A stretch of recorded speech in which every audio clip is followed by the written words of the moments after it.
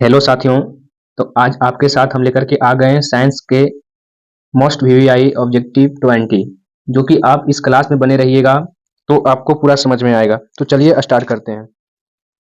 पहला प्रश्न कहता है लेंस में फोकस की संख्या कितनी है।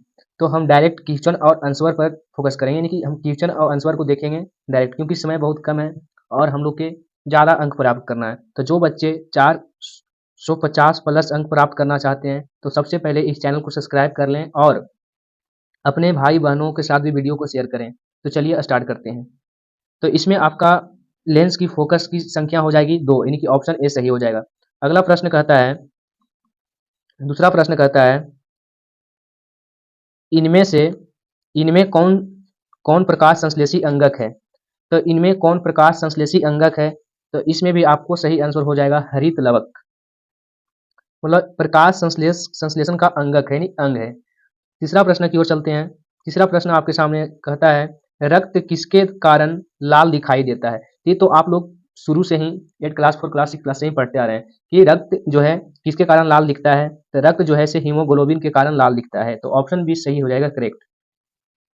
तो अगला प्रश्न चौथा प्रश्न कहता है, वायुमंडल में कितना प्रतिशत नाइट्रोजन गैस पाया जाता है। नाइट्रोजन गैस कितना परसेंट पाया जाता है। वायुमंडल की बात किया जा रहा है। वायुमंडल में जो है से नाइट्रोजन जो गैस है वो कितना परसेंट पाया जाता है, ये तो बताना है। ऑप्शन ए में कहता है 78%, ऑप्शन बी में कहता है 70%, ऑप्शन डी में कहता है, सी में कहता है सॉरी 75%, ऑप्शन डी में कहता है 90%। तो इसमें आपका सही आंसर हो जाएगा, वायुमंडल में जो गैस नाइट्रोजन की मात्रा है वो कितनी है।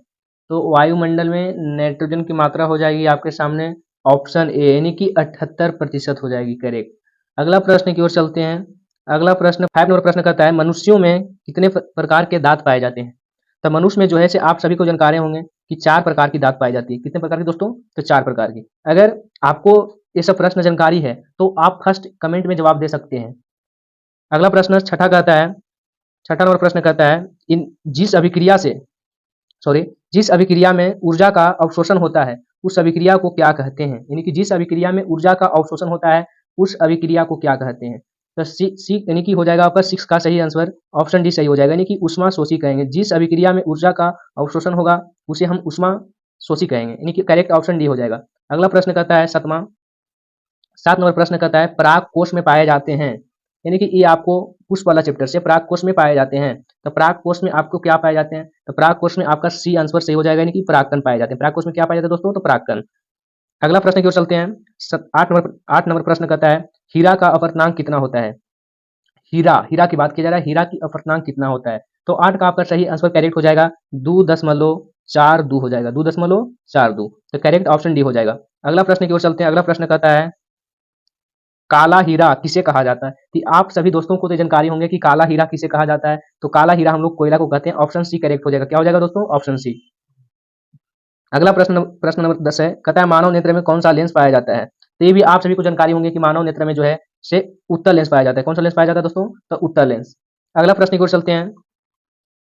11 नंबर प्रश्न कहता है, तारे क्यों टिमटिमाते हुए नजर आते हैं। तो तारे जो है से क्यों टिमटिमाते हुए नजर आते हैं। तो 11 का आपका सही करेक्ट आंसर हो जाएगा ऑप्शन बी, प्रकाश के अपवर्तन के कारण जो है से तारे टिमटिमाते हुए नजर आते हैं। किसके कारण। तो प्रकाश के अपवर्तन के कारण। एकदम MVVI प्रश्न है, MVVI। अपने दोस्तों अपने भाई अपने बहनों के साथ भी शेयर करें। 12 नंबर प्रश्न कहता है, तेज प्रकाश में पुतली का आकार कैसा होता है। जब तेज प्रकाश रहेगा दोस्तों तो आपके पुतली का आकार छोटा हो जाता है। क्या हो जाता है। छोटा हो जाता है। और यानी कि आप देखे होंगे जब धूप में रहते हैं, कहाँ रहते हैं दोस्तों। धूप में।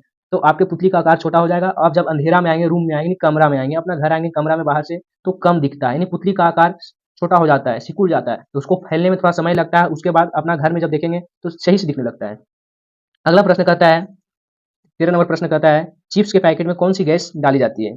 जो कि चिप्स खराब नहीं होता है। चिप्स के पैकेट में गैस रहती है तो चिप्स जो होता है ऐसे खराब नहीं होता है। तो चिप्स के पैकेट में कौन सी गैस डाली जाती है। तो चिप्स के पैकेट में आपका ऑप्शन बी हो जाएगा, नहीं कि नाइट्रोजन गैस डाली जाती है। क्या डाली जाती है दोस्तों। तो नाइट्रोजन।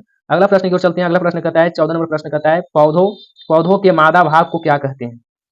यानी कि पौधों के मादा भाग को क्या कहते हैं। आप लोग जाना होगा कि एक पुरुष होता है जो कि नर, और एक मादा होता है यानी कि जिसको स्त्री बोलते हैं। तो हम लोग इसमें देखेंगे कि पौधा के बारे में, पौधों के मादा भाग को क्या कहते हैं। तो पौधे के मादा भाग को हम लोग कहेंगे जियांग दोस्तों, क्या कहेंगे? जियांग। ऑप्शन ए सही हो जाएगा। अगला प्रश्न की ओर देखते हैं। अगला प्रश्न कहता है 15 नंबर प्रश्न आपके सामने कहता है 1 ग्राम सोना के लगभग कितना लंबा तार खींचा जा सकता है? 1 ग्राम सोना से लगभग कितना लंबा तार खींचा जा सकता है? तो इसमें ऑप्शन हो जाएगा करेक्ट बी आपका। करेक्ट बी ऑप्शन हो जाएगा, यानी कि 2 किलोमीटर का लंबा तार खींचा जा सकता है। अगला प्रश्न कहता है 16 नंबर, सिरका में कौन सा अम्ल पाया जाता है? तो सिरका में हो जाएगा आपका एसिटिक अम्ल दोस्तों। ये सब तो आपका बेसिक में ही पढ़ना था, बेसिक में ही पढ़ना था ये सब आपका। तो सिरका में आपका हो जाएगा एसिटिक अम्ल। अगला प्रश्न कहता है, अगला प्रश्न कहता है जूल प्रति कूलम को क्या कहते हैं? जूल प्रति कूलम को हम क्या कहते हैं? तो जूल प्रति कूलम को हम वोल्ट कहते हैं। क्या कहते हैं दोस्तों? वोल्ट कहते हैं। क्या कहते हैं? वोल्ट। अगला प्रश्न की ओर चलते हैं। 19 नंबर प्रश्न कहता है लंबाई बढ़ने से चालक तार, यानी कि लंबाई बढ़ने से चालक तार का प्रतिरोध पर क्या असर पड़ता है? लंबाई बढ़ने से जो चालक तार जो है उस पर प्रतिरोध क्या, मतलब कि असर क्या पड़ता है? तो इसमें ऑप्शन ए कहता है बढ़ता है, ऑप्शन बी कहता है घटता है, ऑप्शन सी कहता है अपरिवर्तित रहता है, ऑप्शन डी कहता है इनमें से कोई नहीं। तो इसमें आपका सही आंसर हो जाएगा ऑप्शन ए, यानी कि लंबाई बढ़ने से चालक तार का प्रतिरोध जो होता है बढ़ता है। क्या होता है दोस्तों? बढ़ता है। अगला प्रश्न की ओर चलते हैं। अंतिम प्रश्न है। प्रश्न नंबर कहता है 20 में पीएच स्केल पर 14 14 क्या प्रदर्शित करता है? यानी कि पीएच स्केल में 14 क्या प्रदर्शित करता है? यानी कि अम्ल बताता है कि उदासीन बताता है कि क्षारीय बताता है? तो 14 जो है से पीएच स्केल में आप देखे होंगे कि 14 जो है से आपका क्षार की अंश बताता है। क्या बताता है दोस्तों? तो क्षारीय बताता है। तो ऑप्शन सी करेक्ट हो जाएगा।